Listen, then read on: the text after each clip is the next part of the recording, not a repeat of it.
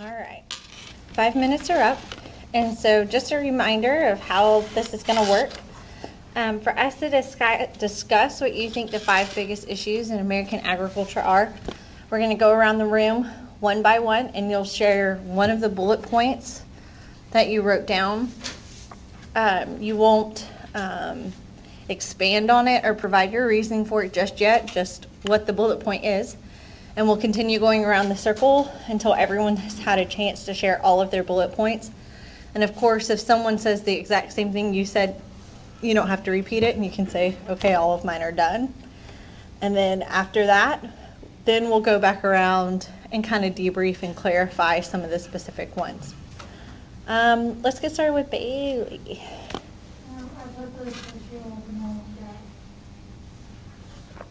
So the socioeconomic gap.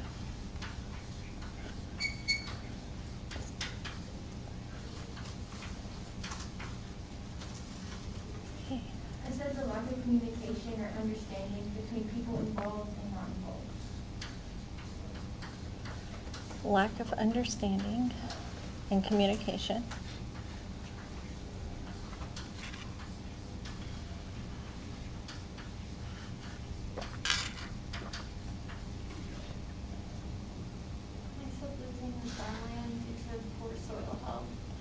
Oh, so poor soil health.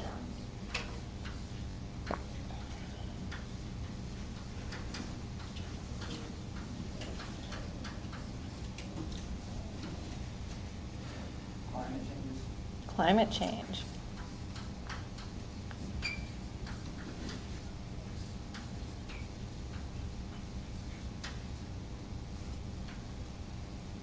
Ethical sourcing. Ethical sourcing. Some of these are going to be really fun to talk about.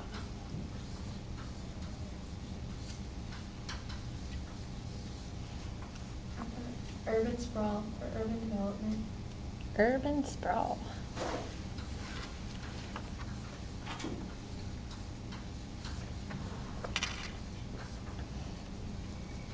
One of them is the rise and fall of demand of agriculture, like the products needed. Okay. Demand. So product demand.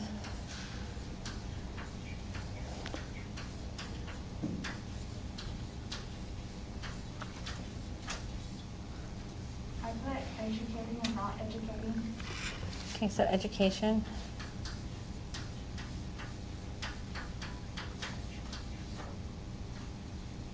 Sustainability. Sustainability.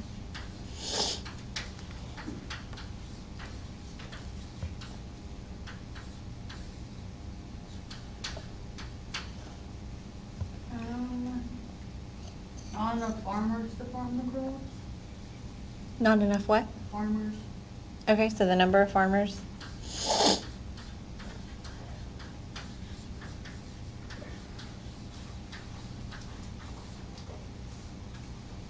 A reliable and accessible workforce.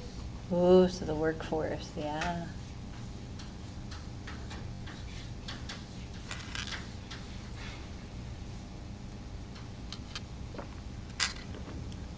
Okay, so I don't know how to word this, but farmers not being able to buy certain acres of land. Ooh, so availability of farmland, amount of farmland. Yeah. Not a good decision. Go in the happy.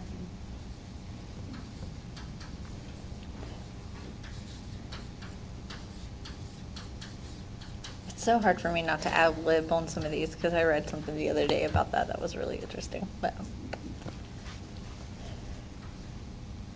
I said the unwillingness or reservation about trying new things. ooh, skeptical to change, or kind of, yeah. My mama would call that hard-headed. I just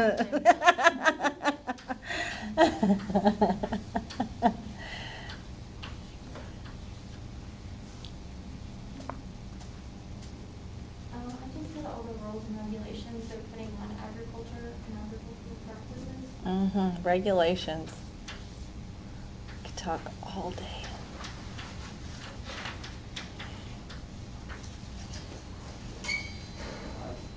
Producing enough food to feed a even growing population.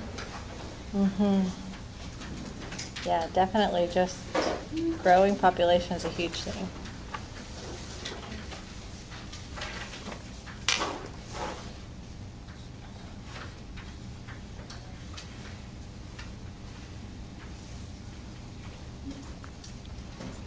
Alternative demands. Alternative demands, yeah.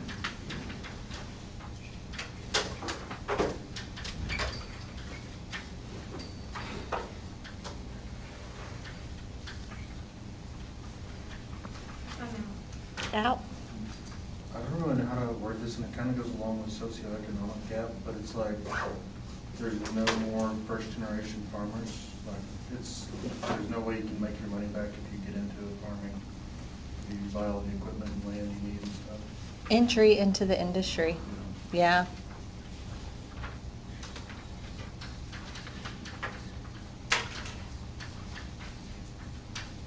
It's a very, sorry, I'm not supposed to add lib.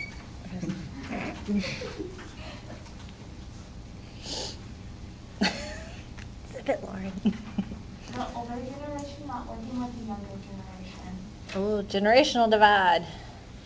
Dun, dun, dun.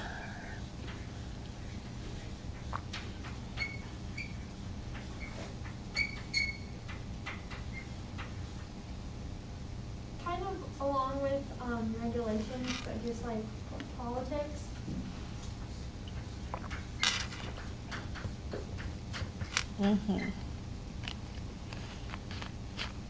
Not enough interest. Okay, so yeah, interest.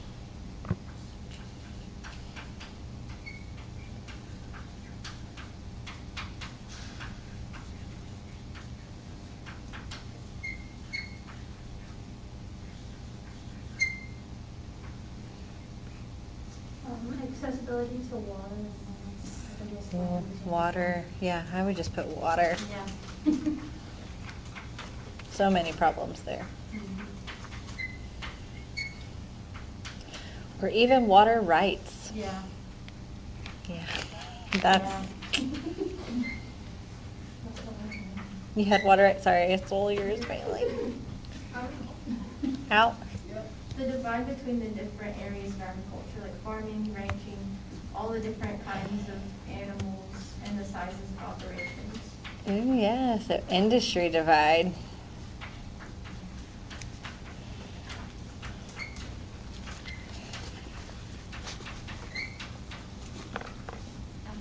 Out. Out.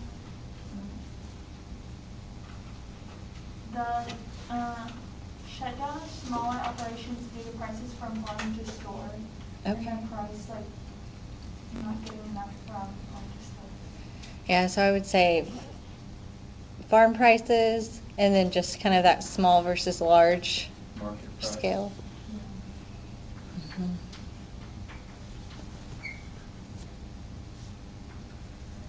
What else? Farm price and like small versus large farms.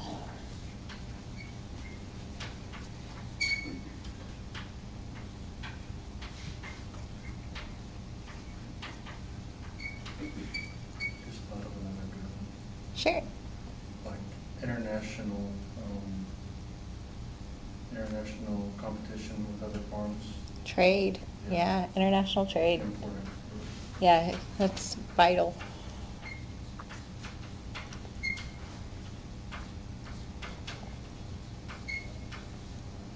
Okay. Food security.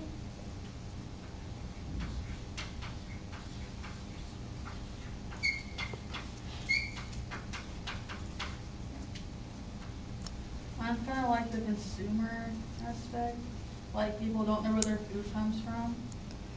I think that would tie into the education. So maybe Susie, by education, kind of put a slash and just put consumer. So we remember not just like ag education, but consumer education too. That's a good delineation to make. Kylie? Food waste, like in the sense of shelf life. Mhm.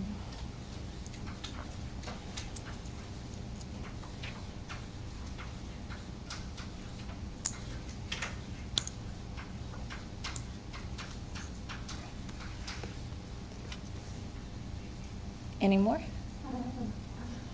Okay. Consumer trends or fads, I guess, either one of my words.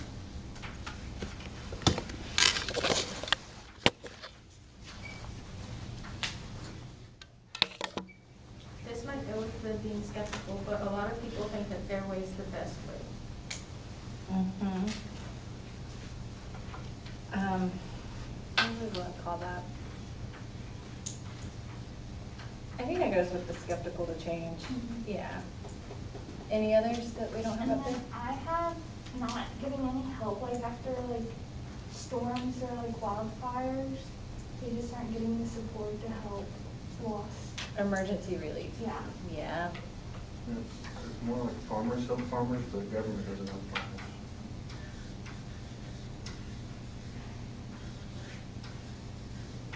That's a fun conversation to have.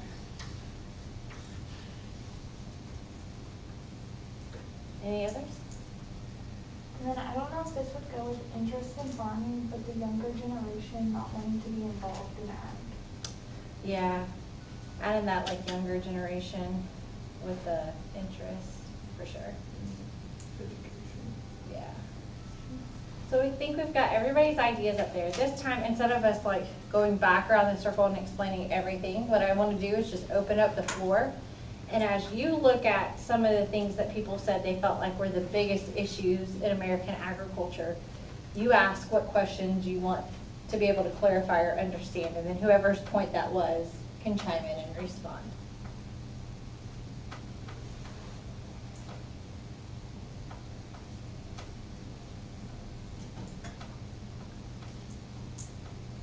Could you explain what you meant by ethical sourcing? So basically, more people are finding stuff on the internet that like is negative towards ag, and like they're finding out all these large corporations are taking advantage of like international farmers and harvesters. And so people are like demanding that there's more ethics, and sometimes it's not the cheapest for large corporations. So like there's more pressure, I guess. More of a spotlight now. That's a good point there. I feel like that ethical sourcing has been in a lot of other industries. I mean, you think about the clothing industry, right? Like, you don't want to know, like a lot of people don't want to buy clothes that have been made in sweatshops, right? But we haven't thought about that so much in ag, and it happens, yeah.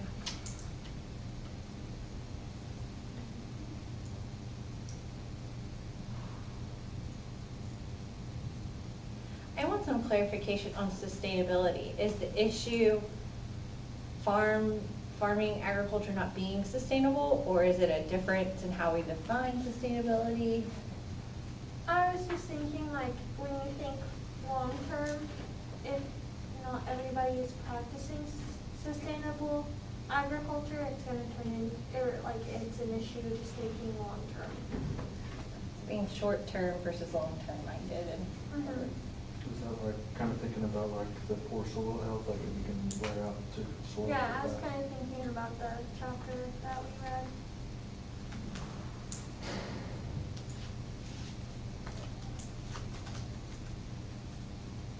Which kind of goes along with education too. Just a random question with the two of those things. Do you think in our education about ag, we're teaching a lot of those sustainable practices? Or are we teaching old ways of doing things? I'm just throwing out a, I feel like we're very 50-50, and it depends like who's teaching. oh. And like the books that they're using and the ag practices they learn. I think it has a lot to do with the location of the school too. Yeah. I would be quick to say, I bet what's taught here versus what's taught at like UC Davis is probably very different. Probably the names of the programs and degrees are very different too. Yeah.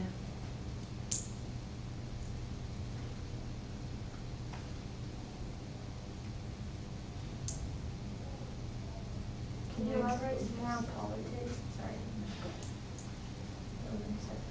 Oh, just, like, the government, government supporting agriculture and the different policies that are made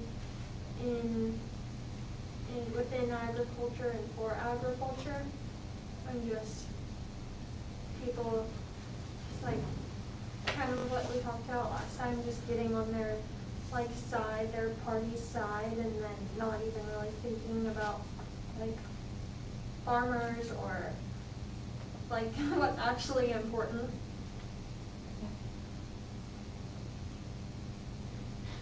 I want to know more about socioeconomic gap and why that should be a big concern for American ag.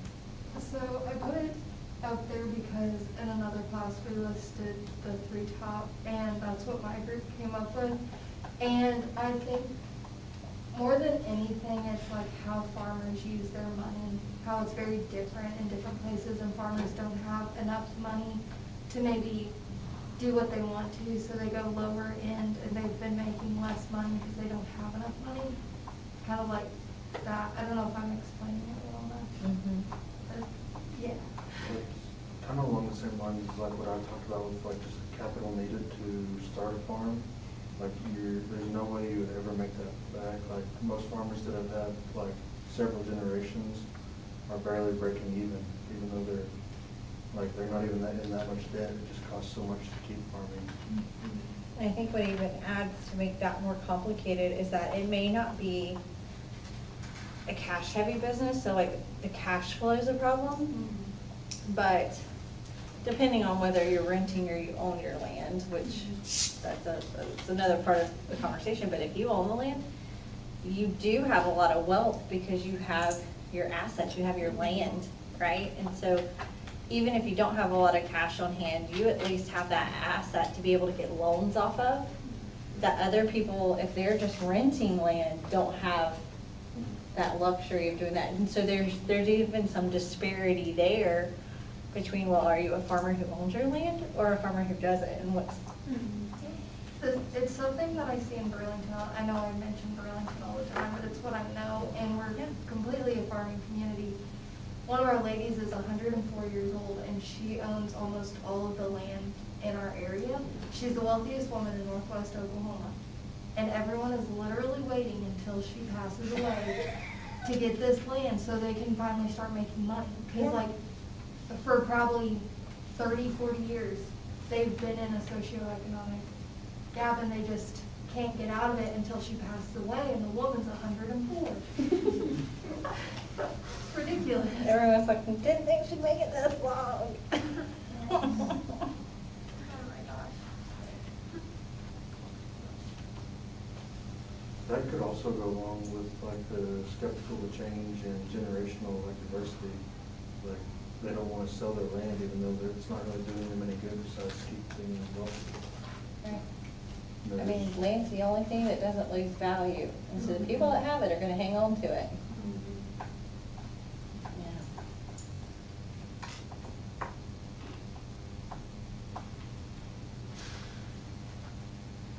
So I want to know too about just the emergency help, why that was mentioned.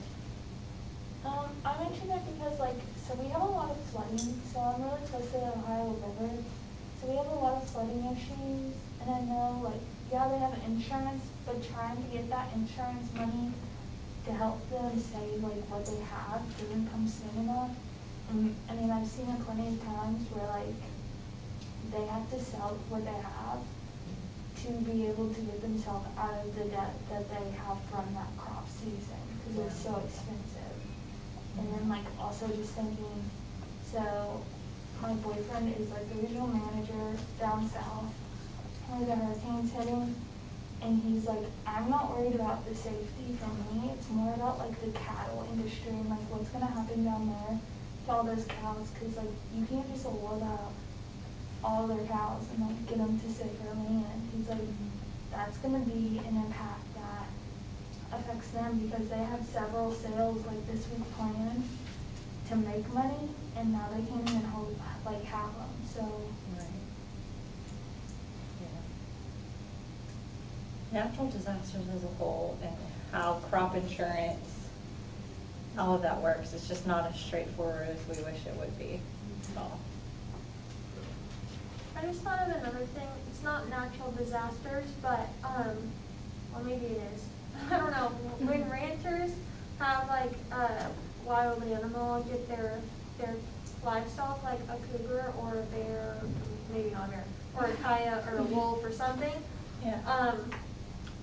My grandpa said that when he was ranching and that would happen, he would, have the cougar people come out because he thought it was a cougar, and then they would say, no, it was a wolf. And so then the wolf people would come out and say, no, it was a cougar. And by that time, the cow was too rotted to even know like what killed it. And so he never got any insurance or anything covered from it. Yeah. I mean, you could kind of say pest control in a way, but I think too of like just invasive species as a whole. And then there was policies that you can't shoot cougars or wolves. Yeah, right. Because sometimes they're endangered animals. Yeah.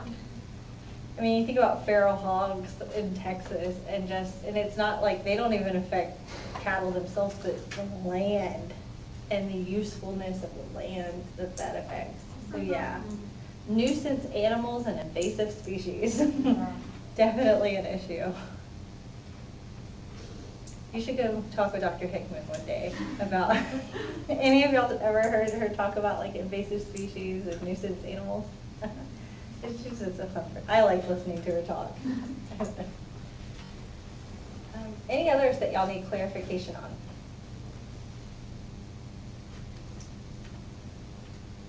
I will say overall, I'm very surprised by what y'all put on the board in that like, these are definitely like big picture issues.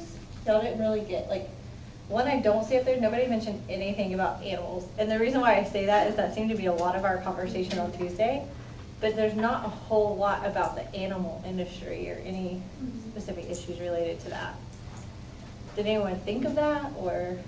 That's kind of what I was thinking about. It wasn't really animals, but just like the beef and pork market when the coronavirus started. Like we had a huge like fall in demand, and then as soon as it fell, there was a huge rise in demand. Yeah. So we had a bunch of wasted meat that didn't get bought, and then now we can't get enough of. Right. What was it like working at the dairy? It got super busy right when it started. Like, Really? and well, I was just there in the first of summer, but the guys that I talked to, they said like it was super busy. As soon as it started, people were buying milk like crazy. Like they doubled production like for a couple of weeks, and then all of a sudden it just completely shut off, and they went to like half of what production usually is. So just Wow. like the demand and then the fall of demand just stopped. Yeah, being able to respond is hard. Consumer trends is one I thought of in the sense of like dairy's production also. Like I just know a lot of dairy families back home that like are going under because they can't keep like, because nut and oat milk and stuff like that is like such a big trend over dairy products instead. And so like you were saying, like their capital items they have, they can sell, but beyond that, they're not getting the cash flow that they need to keep their family. Right. Well, in the closing like schools, I know like a lot of, like granted, my school has, like we try to do the garden, our ag program goes like the garden and it like helps cut costs, but still, like even that food, I mean, they gave it to the shelter, but all the dairy and stuff that they were like, we just can't afford, like, there's no reason to buy it because it would go to waste, so everybody has to deal with that. Mhm. I know a lot of schools like did the sack lunches during quarantine, but it'd be for a whole week. Yeah. So they just like get a gallon of milk for the week and serve like all the cartons. And you know, like right when that goes home, that's gonna be for the whole family and not for the kid. We did the sack lunches all summer. That'll be interesting to talk about later in the semester. Yeah. I have an opinion now. Now, did Before they I drop would've- them off to you guys, or did you guys have to go and like line up and get them? So this summer, they had a short bus that was parked at the Links. That was the one nearest us.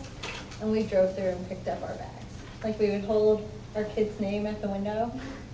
And at first they were doing it every day. And then they changed it to Tuesday and Friday.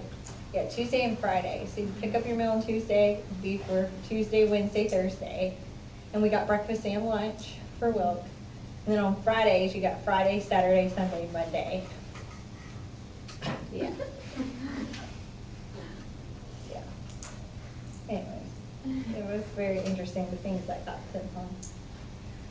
So, Also, how I talked about the, like labor shortage. Like current,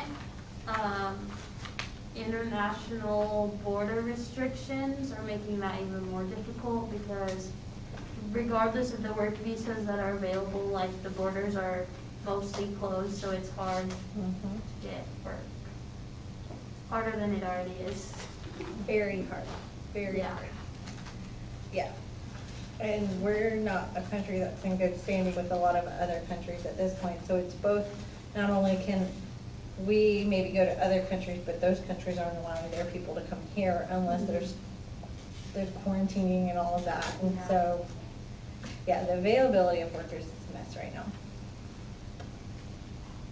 Any other clarification questions or justifications you want to provide for the issues you brought up? What about the alternative to Maine? Can you explain that a little bit? So I was kind of thinking that as in some animal ag is kind of against like all the people that produce like plant-based products because it's taking away from them, but it's still in the industry of ag. So there's like this weird like tension, but like it's still agriculture. So it's a lot of pressure to make the decision if you want to transfer to alternatives to make money or just keep doing what you're doing, hope it works out. It's kind of like organic and inorganic products. Like as agriculturists, why are we not supporting other agriculturists? But at the same time, like, we know that it doesn't really matter if it's certified organic or not. Right. Yeah, it's tough. I mean, and even you brought up the example of milk and nut Yeah. milk. Like, everybody gets so up in arms about almond milk, and it's like, there's almond growers that Yeah. are really happy people want to drink more of this. Like, Yeah. are you saying we shouldn't have people growing almonds? Like, it gets, It's just Almond hard 'cause milk it takes probably over costs that more whole, water. like, industry. And then like the organic milk, it's like all organic and it's like the code dates on them are like 3 months in advance, and usually like when you buy a gallon of milk, like a Highland gallon of milk, it's like 3 weeks in advance. So those gallons are lasting longer because they are more, they're like filtered more, so it's less like real milk and it's more, it's like water filtered into the milk. So it's just like, people think they like that better, but it's really not real milk, it's just watered down and stuff. Yeah. It's really hard. Anybody drink whole milk? Oh, 100% only whole milk. I mean, I on a normal basis drink, well, 2% when I'm feeling good, but not whole milk, man, is where it's at. That's my favorite. But like, I don't know, and I think it's because I can't have like regular milk. I don't have a gallbladder, so I can't process it. So like, trust me, I used to drink like milk like no other, but now I'm like almond milk. You want the alternative. Yeah, so like, Yeah. don't get me wrong, Mom goes and buys like the regular milk, but like, whenever I go home, she has to go buy that, and she's like, and then it goes to waste because I'm home for like 3 days. So I've become lactose intolerant being pregnant. I can have some cheese, but if I drink milk straight, I am sick yeah, as a like, dog. and I've gotten better about like what I can and can't have. So like, any cheese can't really have. I'll like goat cheese. I've been a really big goat cheese person, but. Yeah, it's just not as straightforward. We'll take another look at all of those, and we're gonna vote again. And this time, I want you to vote for your top 3, but we'll pull the top 5 out of the whole class's vote. So again, just kind of 2 or 3 people up there at a time, and put a check mark beside the top 3 issues you feel like were mentioned.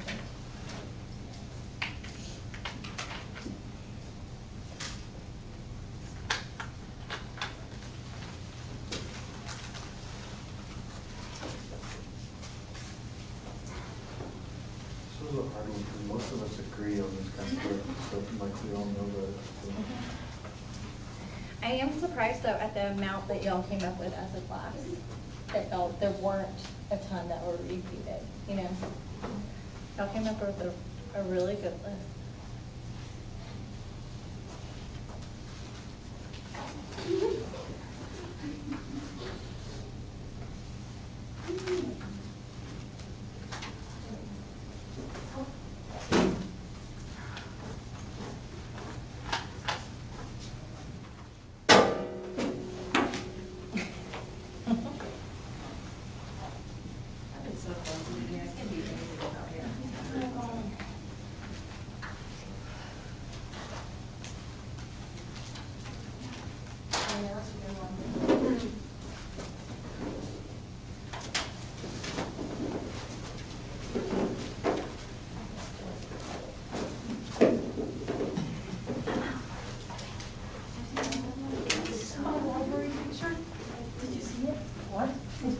I did the library. The what? The library. Edmund Lowe. What about it? I remade it. Like, did Kieran create? You know? Oh, It I was looks very not. so good. My brainwaves were not. Check it out on my Doing the thing. Instagram. It's not on Facebook. I will share it on my story. Are you getting people asking you to do stuff? Sometimes.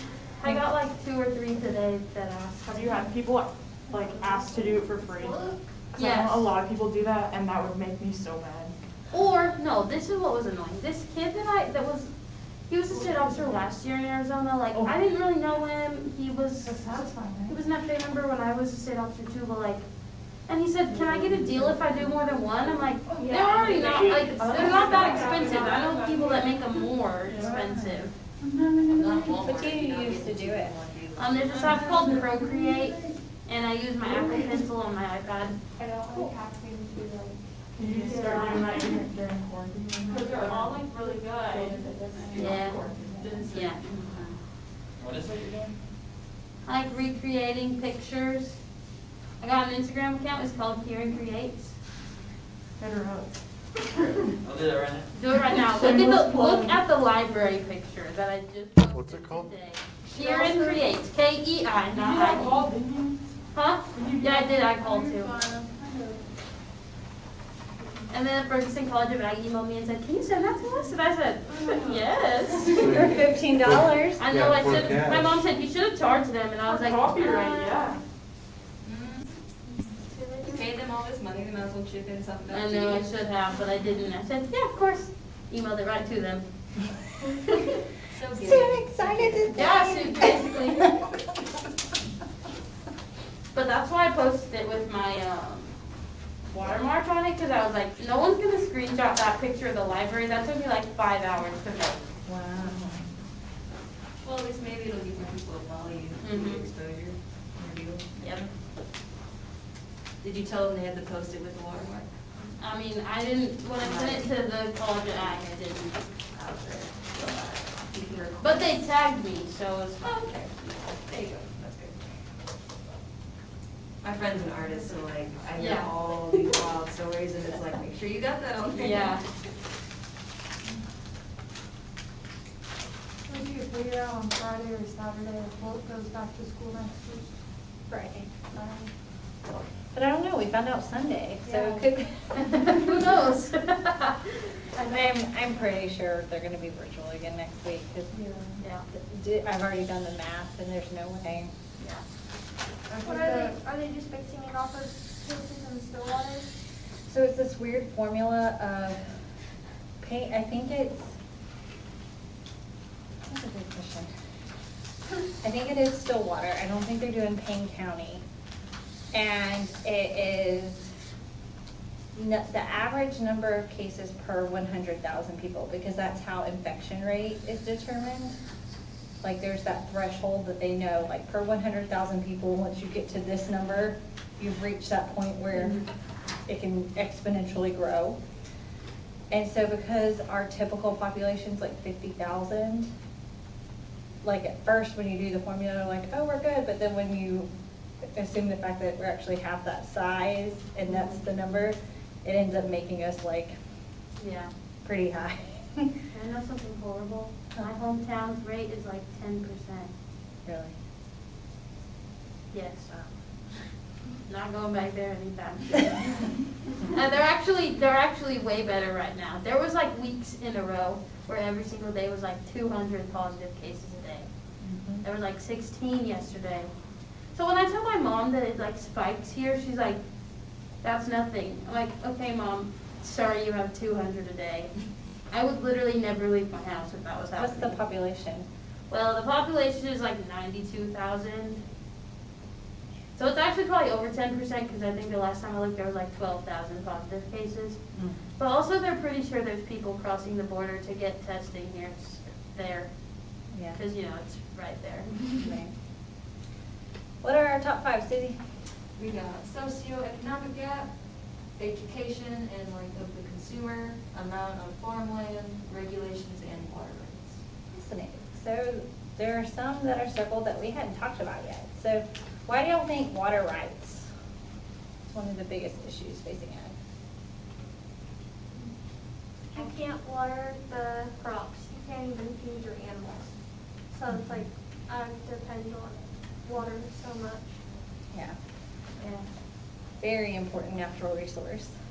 After being in Bill's online class and reading 40 Chances, you don't realize how big water rights are. Like not just in the United States, but like in other countries. Like how severe it is, and like it's causing them not to be able to produce food because of lack of water, so people can filter water. How many of y'all, I can't remember who all was in my class last semester, when we watched Avocado Wars and the water war that's happening down in Peru, and just crazy, you know, to just see people's farmland completely drying up. And whether water is considered a public right or a private good, how do we view it in our country? It's usually public. Public. Like rivers and lakes are usually public, or like ponds belong to you. Right, so if it's on private property, it's yours, and, I mean, what happens when a river goes through someone's private property? That's one of the big issues that happened in Florida, and it's still an issue, is that you have this area in Georgia and Alabama where 3 different rivers then converge kind of together and come down in Florida. So essentially this water source is going through 3 different states, and who has the right to make what decisions with that particular water source and how much water gets pulled out of it, and who's at the end of the line that maybe isn't getting the water they need or the quality of water per se. Like lots of issues there. It's like Arizona and California with the Colorado River. Like our state borders are the river. And so it's like who gets that. And also then the cities are wanting it obviously for people, but then the farmers need it for crops. So it's like not only is it what state, but then beyond that agriculture or do the cities get it kind of thing. Absolutely. So yeah, I like that y'all pulled that one out. What about regulations?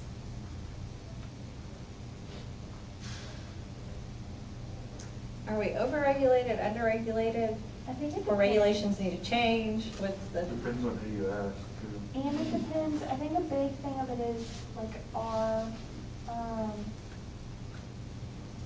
government isn't as educated, and they're making these regulations sometimes that they don't understand if it's hurting or helping.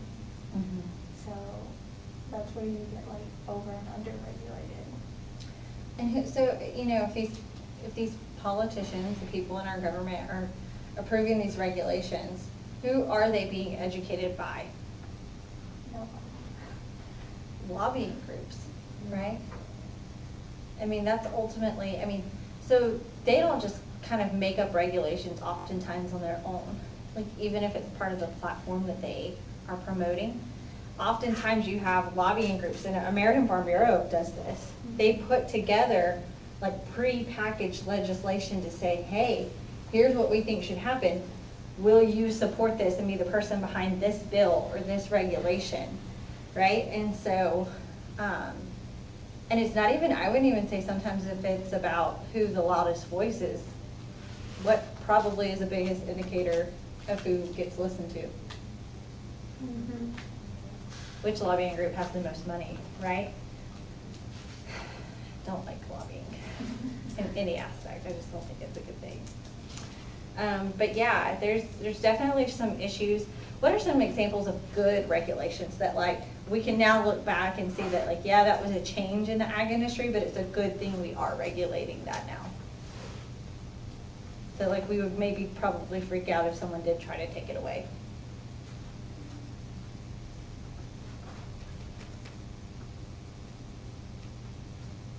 I think it can go back to water rights. I know it's this way in Northwest Oklahoma. Again, everyone back at it. But the surrounding areas had to come up with ways for the resources board to like, okay, water to the farmers, then to like the people in the community, and my mom has to like double check how high the water is and everything. And that was regulated because of a bill that went through strictly for Northwest Oklahoma. And I know it's like constantly been kind of passed around for other regions of Oklahoma to like fix the water problem, because like Water Resources Board is such a big deal. And like they have water conferences just constantly trying to teach people how they should make sure their water is good in their community and how much chlorine and everything can be in there. But it was all regulated like 20 years ago, and it's constantly being regulated. Is it a good thing for us to have product standards? Yeah. Those are regulations, oftentimes federal regulations, right? On like what is okay to sell and what is not. You know, the fact that we need to have a withdrawal period before we sell livestock meat or harvest it, that's a regulation, right? Like those are good things. Those were good advancements. Maybe some, and again, I hate to call them bad regulations, cumbersome ones that, you know, maybe add a little bit more work to what we do and maybe don't have as much benefit on the other side. You can have a huge debate about food safety regulations. Mm-hmm. So I think some of y'all have heard me get on my diatribe about this before, that like, I'm all for food safety.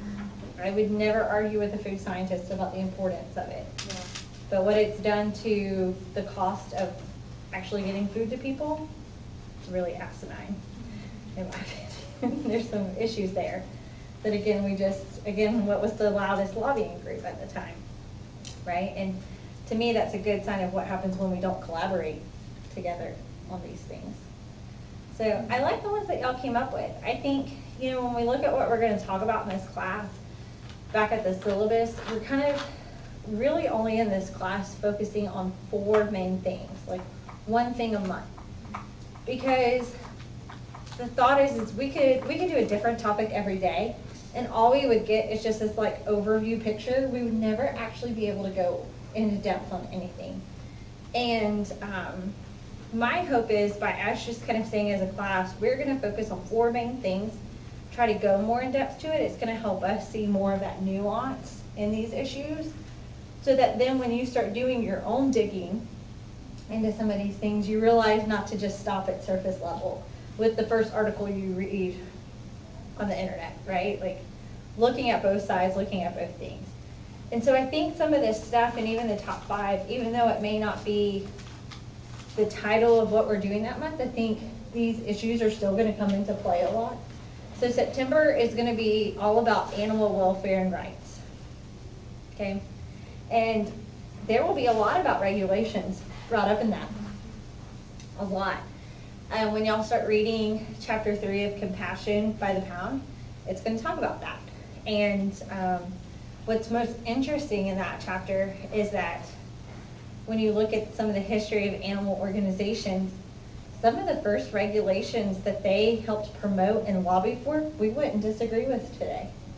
You know, it's just maybe, and so it just kind of makes you look at maybe some of the stuff they're lobbying for now to say, well, would people have a different mindset 50 years from now or not?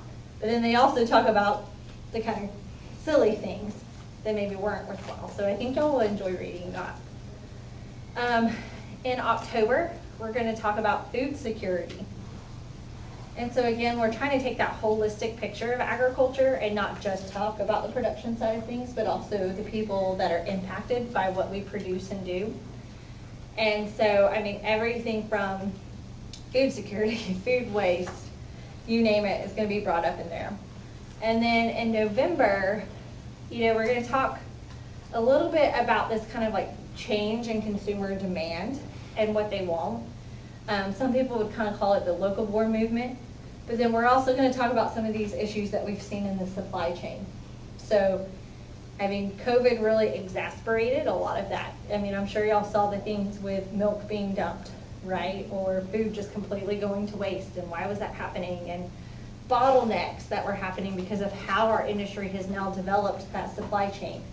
We're going to do a deep dive into some of that. So I think it's going to be fun. And I think, again, a lot of these issues you brought up are going to tie into those conversations. I mean, urban sprawl is going to be a huge part of talking about food security, right?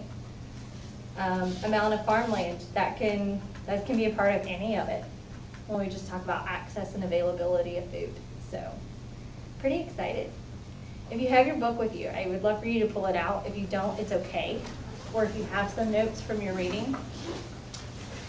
I do want us to spend some time talking about maybe some of the things that y'all read that stuck out to you.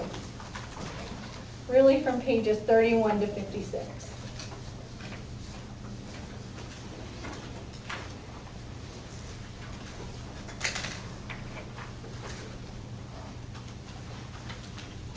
Just about anything? Yeah, anything. And kind of tell us what page and why you thought. Starting with the guy that had Minnie the cow on 55, Mm-hmm. and like how it was, I thought that was stupid. Tell us. Because, like, yeah, this cow, you start out with this cow initially, you think, no, and you're going to eat this cow. And so, yeah, you can treat them as best you can as a pet and like, make them like their life good, yeah. But at the end of the day, it's still food. And then there's people that are saying, like, well, would you eat your cat or your dog? No, I didn't have my cat or dog started out thinking I'm producing this for food. I mean, they might do that in other countries, but. So our neighbors, and I say our neighbors, and I mean they're our neighbor, but like it's a little ways to their house from where I grew up. She has always been a dog rescuer, and they own a lawn care business, and that's what they do. But she has kennels outside with she never has less than 15 dogs, and she's rescued. My uncle's a vet and just cringes every time her phone number shows up on his phone because she just, Renee has picked up another dog, or, it's just whatever. My senior year, my steer, and I don't know how she had never picked up on this before that I was raising steers to go to market. Something about my senior year steer, when she realized it was going to market, she's like, no, that is just the nicest cow ever. I was like, first off, it's not a cow. And she's like, we'll buy it from you at market price. I was like, oh, okay, I'll get money for it. I mean, in Florida, steer sales are not like steer sales out here. It's legitimate. You get market price usually. And so I was like, okay, whatever. That was in 2006. She still has the steer. It's pretty much like their lawnmower for their pasture. That's it. That thing is in such bad health. And I could not convince her why it was not a good idea to have a steer as a pet and what she would be doing to that animal. But yeah, so it kind of reminded me. Love that. That was my favorite part of showing animals in high school was because I'd have a pig or a sheep, I'd name it, I'd spend so much time with it. And there was a few people who weren't super aware of what we did at FFA. And they'd ask, I'd be talking about my pig or something, say it by name, and they ask me what I do with it. Or my little cousins, and that was probably my favorite thing. It's yeah, this will feed us after I get done with it. Yeah. We were really bad in my family that when we would harvest a steer for us, the first time we would make hamburgers from it or something, I would make a sign of whatever we had named that steer. So Jake's Burgers, because maybe that steer's name had been Jake that year or something. We were friends. I feel like most of us we look at it so differently than what these other people do, because we've grown up that way. And it's I don't know if it's really desensitized us in a sense, but it's so weird to try to think about it from that point of view. Yeah. How is that not food? But I think our first experience though, because I remember my first experience, we got the pig and I was itty bitty. and like I fell in love with this bird, and its name was Pork Chop, and like showed it everything, and then it was auction day, and let me tell you what, yes, I went back. Mom and Dad have a picture of me like bawling my eyes out, and like. But as soon as I got that check, let me tell you what, I was ready to go again. Like, after that, it was history, like, show pigs. But, like, now we butcher our own, you know? Like, I'm like, okay, that one's going to market, that one's going in our freezer, and that one's a show pig. But now, like, you get, like, acclimated to it. So, like, now, and then, like, my friends are like, you're going to do what with what? I'm like, yeah, that little piggy is going to go in our freezer. Yeah. But it is interesting, just like, again, kind of, how, maybe desensitize is a good word for it, because we do see it as this business process eventually.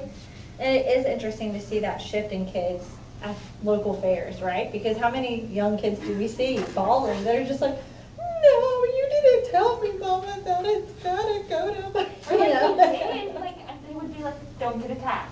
It's gonna go to market, like, don't get attached. And like, here we are, like, it's a pig, like, it becomes a pet pretty much. And My then, sister sells fries. really? Yeah, there's, She's I've seen 18. high school girls like at OYE, when you make the sale at OYE, and then you go, like, that sale's like a terminal sale, it's not just like a regular sale. So I've seen girls like crying, like, cause that sale's the last time you see that animal. I was gonna say ours, I mean, it went through the door and it was like, no. yeah, we like, weren't you allowed walk back this there. way and it walked that way off to the truck and never saw it again. That was me my senior year of high school. I made the sale with my steer. My mom has a picture of me like hugging this thing, just bawling.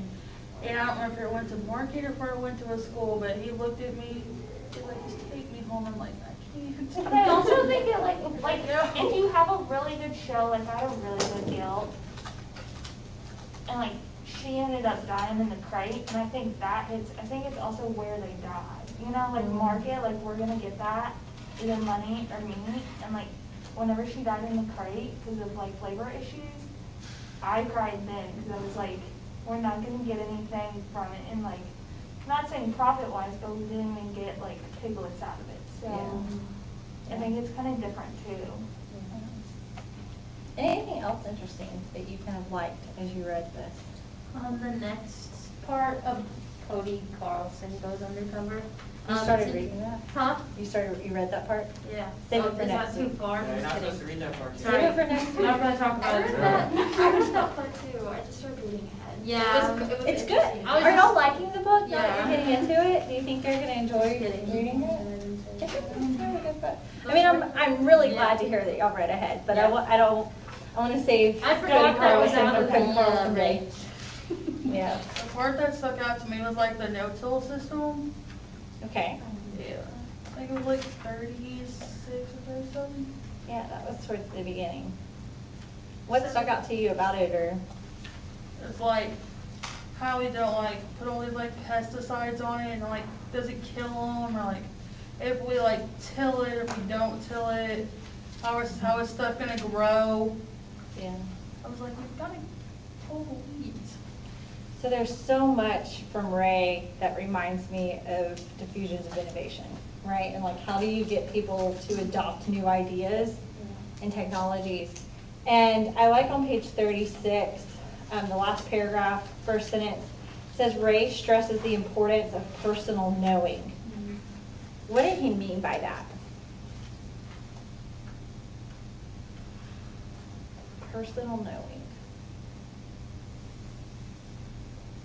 I guess in a way that each individual farmer can literally see what he's saying and can get a sense of what is going on. Those of you that have had experience now with working in extension, did y'all have people talk a lot this summer, or the past summer, about how hard it was to get people to do things that they needed to do? All the time. Like what? Like what were some? Just like certain workshops, getting people to show up, especially like during COVID and everything, it's like Yeah. super difficult, but. True. Right. So it's like, you can have this great idea that you want to share with people, and extension agents can make these phenomenal workshops and say, come, we will give you free food, show, and then you get like 5 people there, right? And I think that's what Ray shares his own experience with, like, how am I gonna get, I can't just like go tell people that no-till farming is the best option, right? He had to figure out what it was that was gonna make people do it or not. And it was this idea of personal knowing or knowledge. It needed to become personal to them. And so, yeah, taking them and showing them his farm and the benefits of it, right? What were some other things that he kind of suggests in how to make this knowledge personal knowledge to people? Wasn't it him that just talked about giving a real example and showing them how the soil eroded when there was no organic matter in it? And he showed like jars or something, and people actually cried. Yeah. Like again, just like physically seeing it in front of them. And so to me, that was just a really good example of like, that's why learning about change theory is so important. Because it should change how we approach getting people to adopt new ideas. Or if we look at the issue of just lack of communication and understanding, are we approaching people in a way about agriculture where it becomes personal to them? Or are we just telling them what they should think? Right? That's not gonna work, you know? But there was some really good stuff there with him. I think something our extension officer did this summer that the extension officer I turned out not happening. Like one thing we did that I think gives the personal know is like we have a lot of workshops about water conservation, but if you do that in a sense of like a bigger scale, people aren't going to come because it doesn't relate to them. So we had a lot of like home sprinkler system workshops that taught them like how can you be a part of water conservation. You kind of hide it. Yeah. A little bit, like people will come to a workshop Yeah. how to make their irrigation systems at home better. Yeah. But you know you're really teaching them some water Yeah. conservation practices. And then even like at all of our youth workshops, like we talked about that also. Like in ways that it doesn't seem like you're talking about it, you know? Did you work with Josh? Yeah. We have like the first I love in person, Mhm. yeah, water conservation workshop this summer. Yep. Did you do a model system? Never mind, that's all we did when I was a kid with our extension. It's like, if you come to this, you get a pizza party, and so everyone was like, No. oh my god, this is so much fun. So then we learned about like different things throughout the year, and we got points. So then we could go like bowling or something at the end of the year, but we learned stuff throughout it, and then what we did at the end of the year, it was like all this, and I feel like I learned a lot as a kid, but I'm not gonna lie, that pizza party really Did it. I wanted to go. I love the sentence at the bottom of 36.2 that says, often new ideas must exist as heresy first, for years being defended by a few individuals seen as radicals. So I liked, that, I was gonna say something similar to that from page like 32 and 33, where it says they say Rome wasn't built in a day, and it didn't fall in a day either. I thought that was good. Yeah. It's cool, because when you do see something that can be improved and you want it to change, you have to remember that you can't change it overnight. Absolutely. Absolutely. And I mean, I do think that's interesting. I mean, they use pretty intense words here. New ideas are seen as heresy, right? So again, that skepticism to change, like, how dare you, or you are, again, I did not intentionally choose a book that had the word radical in it. That's all of a sudden become a very polarizing word. Shouldn't be. But, you know, it's just interesting because we would describe those things as radical, but then it's like, okay, over time it kind of becomes the new norm almost, especially with things in agriculture. Briefly, since we've only got like 10 minutes left, if you'll turn to page 45 for me. And this is kind of going back to Jeff Moyer with the no-till with herbicides. I thought his very brief history of organic versus conventional ag was interesting. And for me personally, it made a point that I had never thought about before. Was there anything specific to that any of y'all made notes or remembered? I don't remember where it's at, but I remember, is it the same thing where he said that if you don't think organic agriculture works, like think back in the past because that's all it was. It was the norm. Yeah. And was it called organic? Right, it was just agriculture. Yeah. I was just like, man, he's right. I never thought about it. Like this whole argument that we seem to have today really didn't exist until after the Industrial Revolution, right? And that ties kind of into my next question that then like on page 53, it started talking about like the roles that colleges of ag have played in all of this. And I think that's really pertinent to us because we're in one, we're at a land grant institution. And yes, land grants were invented before the Industrial Revolution happened, but the emphasis on providing research and then extension was around the Industrial Revolution time. And so to me, it points out there, the fact that because of that, it caused this shift from organic to what we would consider conventional. And now I'm like, let's never use the word traditional ag again. Yeah. Because if we really want to go to traditional, we'd be going organic, right? So conventional ag, and then the role that we played in that shift and change. Did y'all have any thoughts or reactions to that? Do you agree with them, disagree? I just thought how cool it is that we're in this class and reading this book in an agriculture program at OSU. Because maybe not all schools have this kind of thing. And when you asked if we're being educated about both sides, I think like in my soil science class, I feel like I was, and in plant science and in this class too. I would say definitely in the past 5 years, there's been a shift. And probably with newer faculty that are hired, you're seeing more of a blend.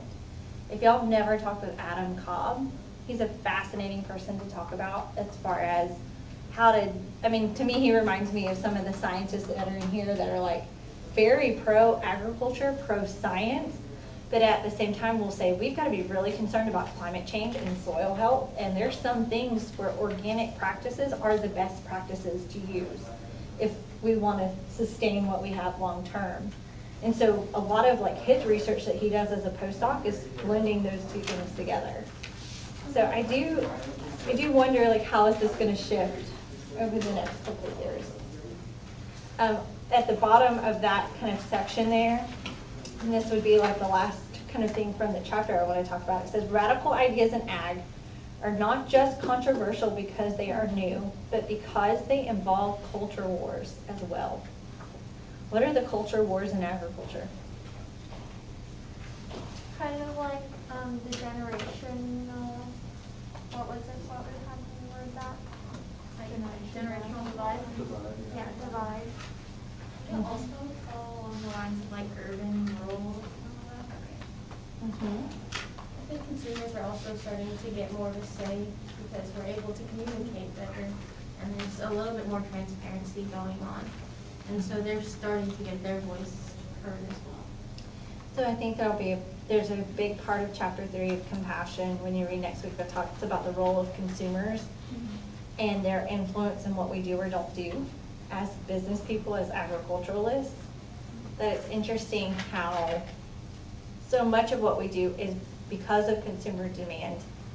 But again, access to what we're doing has shifted, that we're now getting told more than what we probably got to, in the past we kind of just made our decisions based off of what people were buying and what they weren't buying. Well, now it's, what are they putting on social media? There's so many more factors to that consumer demand that used to not be there.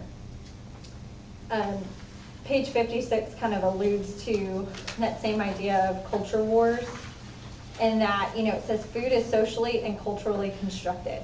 So again, sometimes we forget that what we do in agriculture is ultimately ending up with this end product of food. Who in here's taken 2403? Anybody taking that class, the diversity class online? Oh, yeah. What's one project that you do in that class at the very beginning? The food of my story. And you use food to describe your culture. And is food culturally constructed? Yes. Yeah. You think about just an easy example is like, is that food produced kosher or not? Are there cultures that will not eat food if it is not kosher? Absolutely. And so we can't forget that. What do you think it means by being socially constructed?